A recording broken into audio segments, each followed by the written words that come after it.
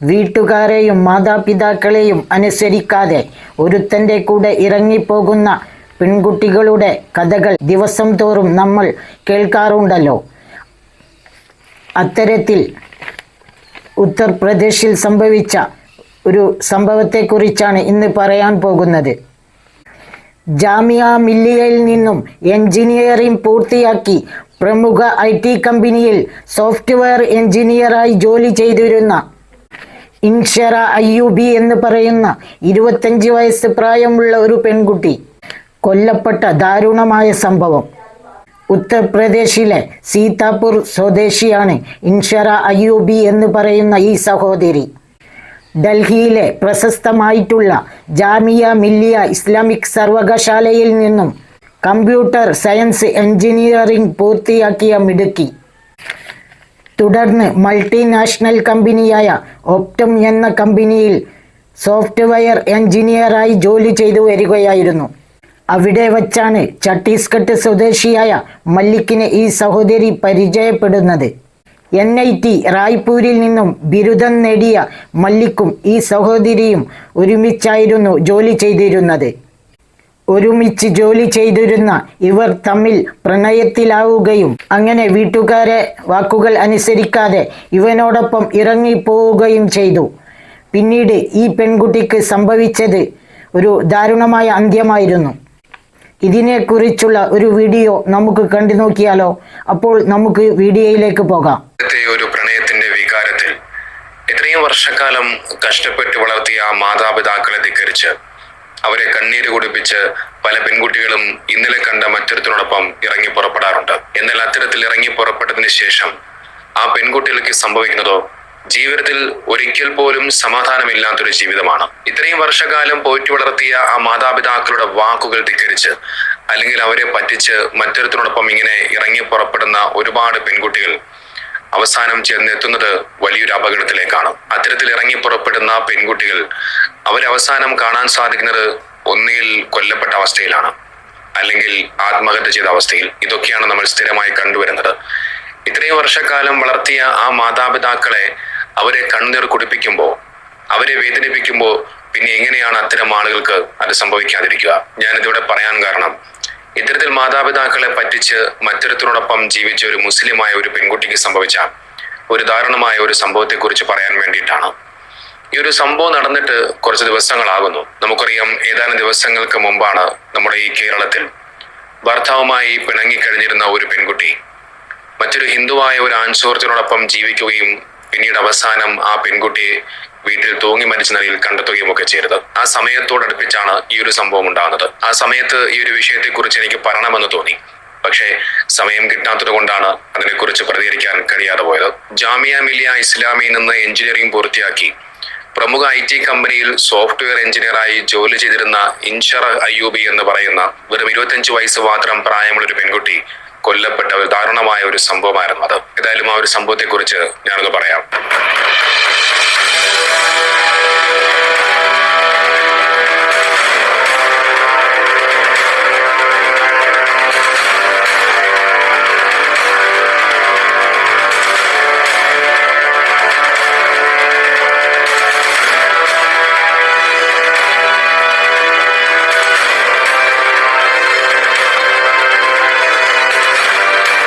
ഉത്തർപ്രദേശിലാണ് ഈ ഒരു സംഭവം ഉണ്ടായത്. ഉത്തർപ്രദേശിലെ സീതാപൂർ സ്വദേശിയാണ് ഇൻഷറ അയ്യൂബി എന്ന് പറയുന്ന ഈ പെൺകുട്ടി. ഡൽഹിയിലെ പ്രശസ്തമായിട്ടുള്ള ജാമിയ മില്ലിയ ഇസ്ലാമിയ സർവകലാശാലയിൽ നിന്ന് കമ്പ്യൂട്ടർ സയൻസ് എഞ്ചിനീയറിംഗ് പൂർത്തിയാക്കിയ അപാരമിടുക്കിയായ ഒരു വിദ്യാർത്ഥിനിയായിരുന്നു ഈ ഒരു പെൺകുട്ടി. തുടർന്ന് പ്രമുഖ മൾട്ടിനാഷണൽ കമ്പനിയായ ഒപ്റ്റം എന്ന് പറയുന്ന ഒരു കമ്പനിയിൽ അവിടെ സോഫ്റ്റ്വെയർ എഞ്ചിനീയറായി ജോലി ചെയ്യുകയായിരുന്നു. അവിടെ വെച്ചാണ് ഛത്തീസ്ഗഡിലെ ഫിലായി സ്വദേശിയായ ശ്രേഷ്ഠ മല്ലിക് എന്ന് പറയുന്ന ഒരു യുവാവിനെ ഈ പെൺകുട്ടി പരിചയപ്പെടുന്നത്.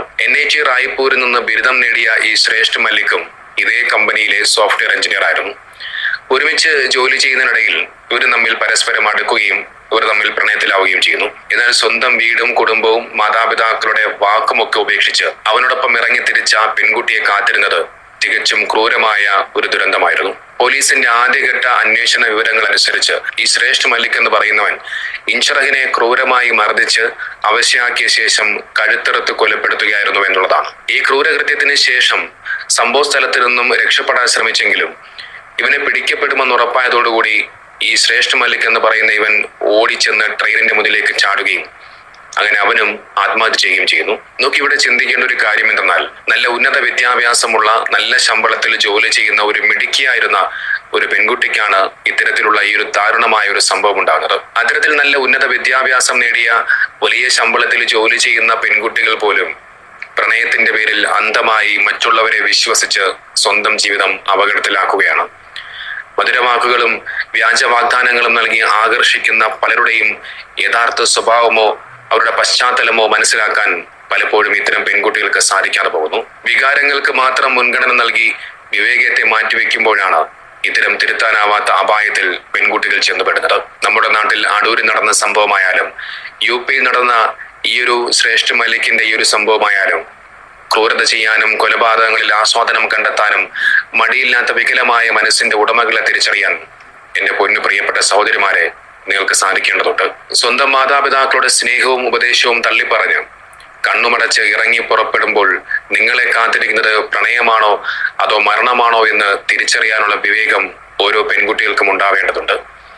നടന്നുകൊണ്ടിരിക്കുന്ന ഇത്തരത്തിലുള്ള ഈ ഓരോ സംഭവങ്ങളും ഓരോ പെൺകുട്ടികൾക്കും നൽകുന്നത് ഒരു വലിയൊരു മുന്നറിയിപ്പാണ്. നമുക്ക് ഇത്തരം കാര്യങ്ങൾ വരുന്ന സമയത്ത് നിങ്ങൾ ശ്രദ്ധിക്കേണ്ട ഒരുപാട് കാര്യങ്ങളുണ്ട്.